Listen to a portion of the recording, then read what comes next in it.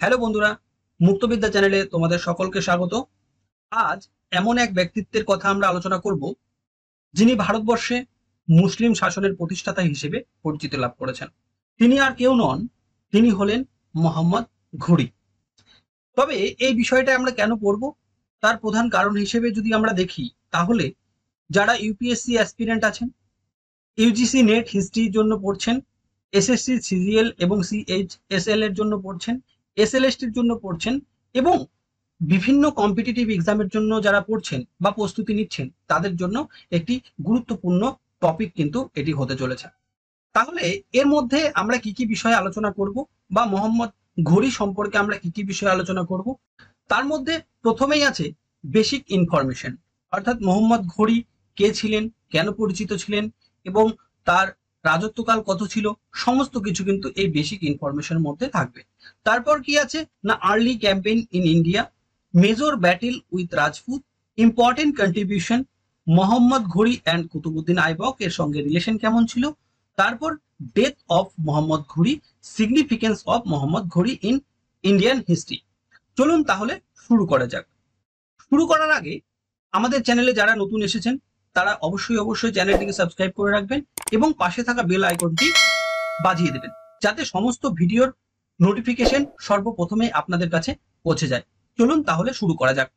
Basic ইনফরমেশনের মধ্যে আমরা কি কি দেখব, যে তার ফুল নেম কি ছিল, অর্থাৎ পুরো নাম কি ছিল, টাইটেল কি ছিল, তার কত সাল থেকে কত সাল পর্যন্ত রাজত্ব করেছে, ক্যাপিটাল ক্যাপিটাল দেখব, তারপরে হচ্ছে কেন তিনি পরিচিত ছিলেন এবং ডাইনেস্টি, কোন ডাইনেস্টি তিনি স্থাপন করেছিলেন, ডেথ অর্থাৎ তার মৃত্যু কোথায় হয়েছিল, কত সালে হয়েছিল।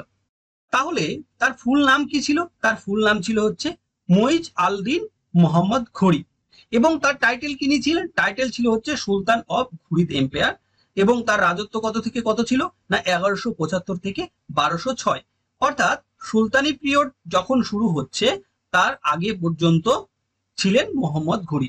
এবং তার ক্যাপিটাল কোথায় ছিল, ক্যাপিটাল হলো গজনি, অর্থাৎ এই গজনি কোথায় অবস্থিত বর্তমানে, সেটা হচ্ছে আফগানিস্তানে অবস্থিত। তিনি প্রধানত পরিচয় কিসের জন্য হয়েছিলেন বা পরিচিত কি হিসেবে ছিলেন, তিনি নর্থ ইন্ডিয়াতে অর্থাৎ উত্তর ভারতে মুসলিম রুল কিন্তু স্থাপন করেছিলেন। এই কারণে তার পরিচিতির পরিমাণটা বাড়তে শুরু করে। এবং কোন ডাইনেস্টি স্থাপন করেছিলেন, তিনি ঘুরিদ ডাইনেস্টি স্থাপন করেছিলেন। এরপর 1206 খ্রিস্টাব্দে তিনি মারা গেলেন। কোথায় মারা গেলেন না, ঝেলুম নদীর তীরে, যেটা বর্তমানে পাকিস্তানে অবস্থিত। এরপর early campaign in India, early campaign in ইন্ডিয়াতে কি দেখতে পাচ্ছি, তিনি 1175 খ্রিস্টাব্দে কি হচ্ছে না, মুলতান এবং উচ নামক জায়গা কিন্তু দখল করে নিচ্ছে, যেটা বর্তমানে সিন্ধু রিজনে কিন্তু অবস্থিত।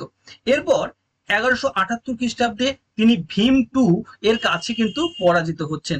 ভীম টু কে ছিলেন, ভীম টু ছিলেন হচ্ছে গুজরাটের শাসক এবং কোন ব্যাটেলের মাধ্যমে তিনি পরাজিত হচ্ছেন না, ব্যাটেল অফ কায়দার, ব্যাটেল অফ কায়দারে কিন্তু তিনি পরাজিত হচ্ছেন। এটাই ছিল মোহাম্মদ ঘুরির প্রথম সেটব্যাক হিসেবে পরিচিত।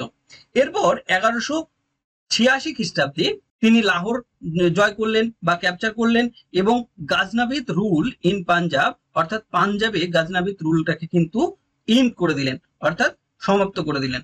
এরপর আমরা দেখব মেজর ব্যাটেল উইথ রাজপুত। এই মেজর ব্যাটেল উইথ রাজপুত দেখতে গেলে আমাদের তিনটে ব্যাটেলের কথা মনে পড়ে যায়। একটা হচ্ছে first battle of Tarain, second battle of Tarain এবং চান্দেরের যুদ্ধ। তাহলে ফার্স্ট ব্যাটেল অফ তরাইনের কত সালে হয়েছিল সেটা দেখব, যে 1191 খ্রিস্টাব্দে। এর অপোনেন্ট কে ছিল, অপোনেন্ট ছিল রাজপুত পৃথ্বীরাজ চৌহান, যিনি কোন বংশের শাসক ছিলেন, তিনি ছিলেন হচ্ছে চাহমান বংশের শাসক। এরপর রেজাল্ট হিসেবে কি দেখছি না, মোহাম্মদ ঘুরি কিন্তু পরাজিত হয়ে যাচ্ছে। তবে ব্যাটেল অফ তরাইনের প্রধান কারণ কি ছিল, প্রধান কারণ হিসেবে যদি দেখি, সেটা ছিল এক্সপানশনিস্ট অ্যাম্বিশন, অর্থাৎ মোহাম্মদ ঘুরি শুধুমাত্র চেয়েছিল তার সাম্রাজ্য বিস্তার করার জন্য এবং চেয়েছিলেন কি দিল্লি এবং আজমিরের ওপরে নিজস্ব কন্ট্রোল বাড়ানোর জন্য। এর সিগনিফিকেন্স কি ছিল, সিগনিফিকেন্স ছিল রাজপুত ভিক্টরি, অর্থাৎ রাজপুতরা জয়লাভ করেছিল। Second battle of Tarain, second battle of Tarain কত সালে হচ্ছে না, তার ঠিক 1 বছর পরে, অর্থাৎ 1191 ফার্স্ট ব্যাটেল হলো, সেকেন্ড ব্যাটেল 1192। এটারও অপোনেন্ট কে ছিল, এর অপোনেন্ট ছিল পৃথ্বীরাজ চৌহান, একইভাবে চাহমান রুলার্স। এর রেজাল্ট কি হয়েছিল, রেজাল্ট হচ্ছে মোহাম্মদ ঘুরি কিন্তু খুব বিধ্বংসভাবে জয়ী হয়েছিলেন, মানে বিধ্বংস করে দিয়েছিলেন পৃথ্বীরাজ চৌহানকে। এরপর এইটাতে কি কি ব্যবহার হয়েছিল না, এখানে হচ্ছে কাভারলি আর্চারি ব্যবহার করা হয়েছিল এবং ডিসেপশন ইন ওয়ারফেয়ার এই বিষয়টা কিন্তু আমরা দেখতে পাচ্ছি। এরপর ইম্প্যাক্ট কি ছিল? ইম্প্যাক্ট হচ্ছে পৃথ্বীরাজ ক্যাপচার্ড অ্যান্ড এক্সিকিউটেড, অর্থাৎ পৃথ্বীরাজকে বন্দি করে নিয়েছিল। এরপর open the path of Islamic rule in north India, অর্থাৎ নর্থ ইন্ডিয়াতে অর্থাৎ উত্তর ভারতে কিন্তু ইসলামিক রুল যে একটা নিজস্ব পথে এগোতে শুরু করেছিল। এরপর দিল্লি এবং আজমের কিন্তু ক্যাপচার করে নিয়েছিল এই সেকেন্ড ব্যাটেলের মাধ্যমে। নেক্সট হচ্ছে ব্যাটেল অফ চান্দের। এই ব্যাটেল অফ চান্দেরটা কত সালে হয়েছিল না 1194 খ্রিস্টাব্দে। এরপর এটাতে অপোনেন্ট কে ছিল না, এটাতে অপোনেন্ট ছিল হচ্ছে জয়চাঁদ। তিনি কোথাকার শাসক ছিলেন? তিনি শাসক ছিলেন হচ্ছে গাহাদাভেলস ডাইনেস্টির শাসক, যেটা বর্তমানে কনৌজ এবং বারাণসীতে কিন্তু অবস্থিত। এর রেজাল্ট হিসেবে যদি দেখি, রেজাল্ট দেখতে পাচ্ছি যে জয়চাঁদ কিন্তু ডিফেটেড হয়েছিলেন এবং পরাজিত হয়েছিল এবং তাকে মেরে ফেলেছিল। এবং আউটকাম হিসেবে আমরা দেখতে পাচ্ছি যে মোহাম্মদ ঘুরি দোয়াব রিজনে তার নিজস্ব রাজত্ব কিন্তু স্থাপন করে নিয়েছিল, যেটা বর্তমানে গঙ্গা এবং যমুনার সমতল ভূমি বলা যেতে পারে। এরপর ইম্পর্টেন্ট কন্ট্রিবিউশনের মধ্যে আমরা দেখব মিলিটারি, অ্যাডমিনিস্ট্রেশন, লিগাসি এবং রিলিজিয়ান। মিলিটারির কথা বলতে গেলেই আমাদেরকে দেখতে হয় যে তিনি কিন্তু ভারতবর্ষে তুর্কি রুলদের কিন্তু একটা ফাউন্ডেশন তৈরি করে দিয়েছিল। এরপর অ্যাডমিনিস্ট্রেশন সম্পর্কে দেখলে যে তারা কিন্তু ডিরেক্ট কোনোভাবে রুল স্থাপন করেনি, তারা শুধুমাত্র কি করেছে না ট্রাস্টেড জেনারেল হিসেবে একজনকে নিয়োজিত করেছে। তার মধ্যে স্পেশালি ছিলেন কুতুবউদ্দিন আইবক। লিগাসি হিসেবে দেখতে গেলে দেখতে পাবো যে মোহাম্মদ ঘুরি কিন্তু দিল্লি সুলতানেটের যে একটা রাইজ হতে পারে বা উত্থান হতে পারে সেইটা কিন্তু মানে সচরাচর করে দিয়েছিলেন। রিলিজিয়াসের দিক থেকে তিনি প্যাট্রন করেছিলেন, অর্থাৎ পৃষ্ঠপোষকতা করেছিলেন কাকে না সুন্নি ইসলামকে। এরপর যে সমস্ত জায়গাগুলো তিনি জিতেছিলেন সেই সমস্ত জায়গাগুলোতে কিন্তু একটা করে মসজিদ তৈরি করার একটা অনুপ্রেরণা তার মধ্যে ছিল।